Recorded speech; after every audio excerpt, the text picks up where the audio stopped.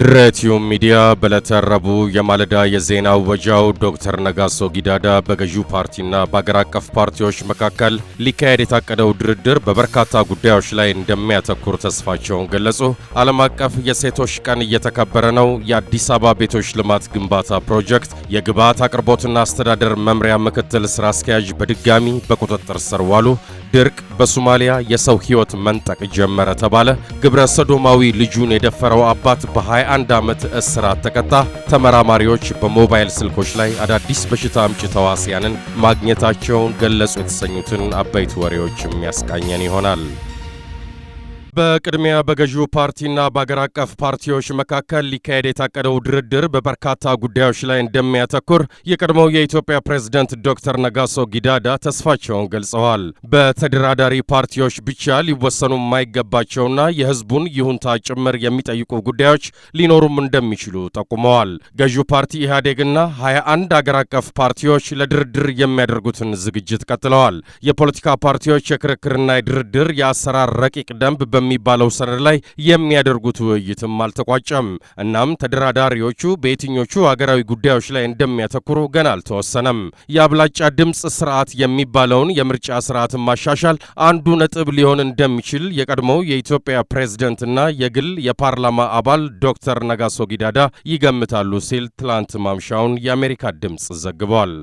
ዓለም አቀፍ የሴቶች ቀን ዛሬ በአገራችንና በመላው ዓለም በመከበር ላይ ይገኛል። ቀኑ በኢትዮጵያ ለ41ኛ ጊዜ በመከበር ላይ ሲሆን በዓለም አቀፍ ደረጃ ለ106ኛ ጊዜ ነው በመከበር ላይ የሚገኘው። ዓለም አቀፍ የሴቶች ቀን የሴቶች የቁጠባ ባህል ማደግ ለህዳሴያችን መሰረት ነው በሚል መሪ ቃል በመላው አገሪቱ የሚከበር መሆኑንም የሴቶችና ሕፃናት ጉዳይ ሚኒስቴር አስታውቋል።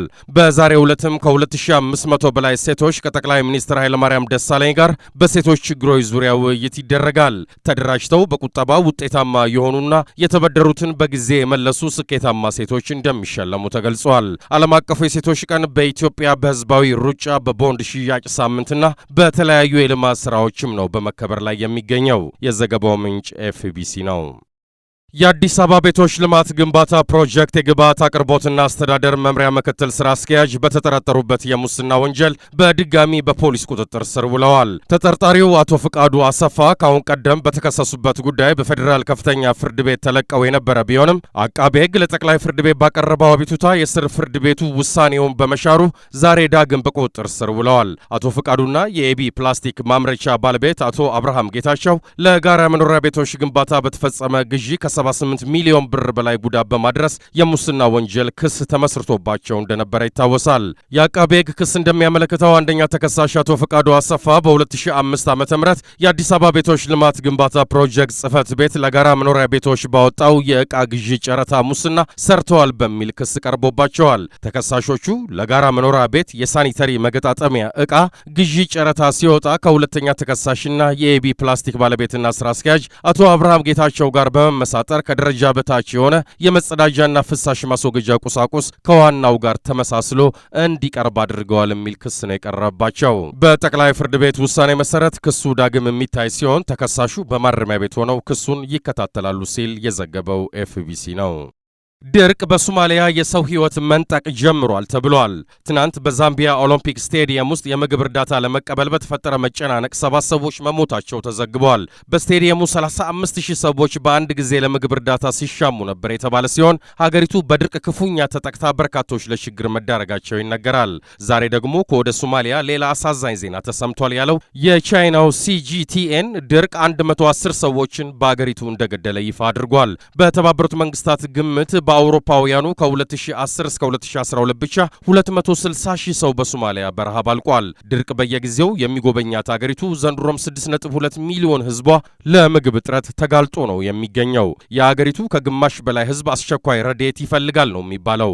አሁን ደግሞ ይሄው ድርቅ የሰው ህይወትን ሰለባ ማድረጉ የተዘገበ ሲሆን 110 ሰዎች በተለያዩ አካባቢዎች መሞታቸውን የአገሪቱ መንግስት ይፋ አድርጓል። በደቡብ ሶማሊያ በተለይም በቤይና በባኮል ግዛቶች ድርቁ ህይወት እየቀማ ነው ነው ያሉት አዲሱ የአገሪቱ ጠቅላይ ሚኒስትር ሐሰን አሊ ከይሬ ድርቁ ያስከተላቸው ተያያዥ ቀውሶች መኖራቸውንም ጠቅሰዋል። የውሃ እጥረት እንዲሁም የተቅማጥና ሌሎች በሽታዎች ሰዎችን እየገደሉ ይገኛሉ ብለዋል ባለስልጣኑ። ይህ ቀውስ ደግሞ በተለይ በርካታ ሕጻናትን ሰለባ ማድረጉ እየተዘገበ ይገኛል። የዘገባው ምንጭ አፍሪካ አፕዴትስ ነው። በእንግሊዝ ተፈጸመ የተባለው የወንጀል ድርጊት ብዙዎችን እያነጋገረ ይገኛል። ዘኢንዲፔንደንት የወሬ ምንጭ ትናንት ባስነበበው ዘገባው አባት ሴት ልጁን ለመቅጣት በሚል የወሰደው እርምጃ እጅግ አስደንጋጭ መሆኑን ገልጿል። የ16 ዓመት ሴት ልጁ ግብረ ሰዶማዊ እንደሆነች የተረዳው አባት ልጁን ለመቅጣት በሚል አስገድዶ ደፍሯታል ተብሏል። በዚህ የተነሳ ፍርድ ቤት ቀርቦ ክስ የተመሰረተበት አባት በፈጸመው አጸያፊ ወንጀል የ21 ዓመታት እስር ተበይኖበታል ተብሏል። የ54 ዓመቱ ማንነቱ ያልተገለጸ አባት ከተቃራኒ ጾታ ጋር የሚደረግ የወሲብ ድርጊት ተገቢ እንደሆነ ለሰዶማዊት ልጁ ለማስተማር በሚል ወንጀሉን መፈጸሙ ተመልክቷል። ይሁን እንጂ ይሄው አባት ከዚህ ቀደምም በሌሎች ሴት ልጆች ላይ ጥቃት ይፈጽም እንደነበረ ተመስክሮበታል ነው የተባለው። ተደፋሪዋ ወጣት ግብረ ሰዶማዊ መሆኗ ብዙ ጭንቀት ይፈጥርባት ነበር ያለው ዘገባው፣ ይህንኑን ችግሯን ለቤተሰቧ ማጋራቷ ግን ትልቅ ጣጣ ይዞባት እንደመጣ ተናግሯል።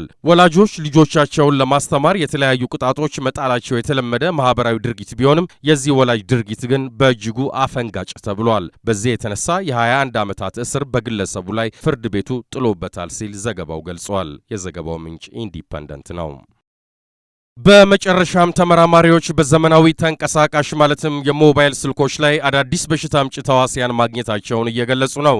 በአገር አሜሪካ የተደረገው ጥናት የሞባይል ስልኮች በርካታ በሽታ አምጪ ተዋሲያንን የመያዝ አቅም እንዳላቸው ተገልጿል። በመንግስት ድጋፍ በተደረገው ጥናት ላይ የተሳተፉ ተመራማሪዎች እንደሚሉትም ሞባይሎች ከሽንት ቤት መቀመጫዎች በላቀ መልኩ ባክቴሪያዎችን ይይዛሉ። በ2015 በደቡባዊ ካሊፎርኒያ ዩኒቨርሲቲ የተደረገ ጥናትም የሽንት ቤት መቀመጫ በአብዛኛው የሚታወቁ 3 አይነት ባክቴሪያዎችን እንደሚይዙ ገልጿል። የሞባይል ስልኮች ደግሞ ከዚህ በተቃራኒው ከ10 እስከ 12 ለሚደርሱ ባክቴሪያና ፈንገሶች መደበቂያ መሆናቸውን በጥናቱ ተገልጿል። ይህ ደግሞ ሞባይሎች ከሰው ልጅ የዕለት ተዕለት እንቅስቃሴ ጋር በተያያዘ ካላቸው ተዛምዶ ጋር የሚገናኝ ነው ተብሏል። ስልኮቹ ከማብሰያ ቤት ጀምሮ በህዝብ መገልገያ ትራንስፖርት አካባቢ በሚኖረው የእጅ ንክኪም እነዚህም ባክቴሪያና ፈንገሶች የመያዝና የመራባት አቅማቸው ከፍተኛ መሆኑም ነው የተገለጸው። ባክቴሪያዎቹ ከእነዚህ ስፍራዎች ወደ ስልኮቹ ስክሪን ከተዛወሩ በኋላ በእጅና በሌሎች የሰውነት ክፍሎች በሚኖረው ላብ ታግዘው ራሳቸውን ያራባሉ። ይህን በተመለከተም ለበርካታ ዓመታት በአሜሪካ የተደረገ ጥናት ውጤት ይፋ ሆኗል። በዚህም ከተለያዩ 27 የሞባይል ስክሪኖች ላይ የተወሰደ ናሙና ላይ ጥናት ተደርጎ 512 የተለያዩ ባክቴሪያዎችና 28 የተለያዩ ፈንገሶችን መለየት ተችሏል። እስከ 30 ዲግሪ ሴንቲግሬድ በሚደርስ ሙቀት የሚያድጉት እነዚህ ባክቴሪያዎችና ፈንገሶች ለሰው ልጆች የተለመዱና በሰውነት ላይ የሚገኙ መሆናቸውንም አጥኚዎቹ ይገልጻሉ። ይሁን እንጂ ከነዚህና የመጸዳጃ ቤት መቀመጫ ላይ ከሚገኙት በተለየ አዳዲስ 2 ባክቴሪያና 1 ፈንገስ መገኘታቸውንም አጥኚዎቹ ተናግረዋል። ይህም የሞባይል ስክሪኖች ለሰው ልጅ ጎጂ የሆኑ በሽታ አምጪ ተዋሲያን መራቢያ መሆናቸውንም ማሳያ ነው እየተባለ ነው። አጥኚዎቹ 3 ባክቴሪያና ፈንገሶች አዲስና ያልተለመዱ በሽታ አምጪ ተዋሲያን መሆናቸው ግርምትን እንደፈጠረባቸው ተናግረዋል። እነዚህ በሽታ አምጪ ተዋሲያን ከዚህ በፊት በሞባይል ስልኮች ላይ ከተገኙት ለየት ያሉ ስለመሆናቸውም ገልጸዋል።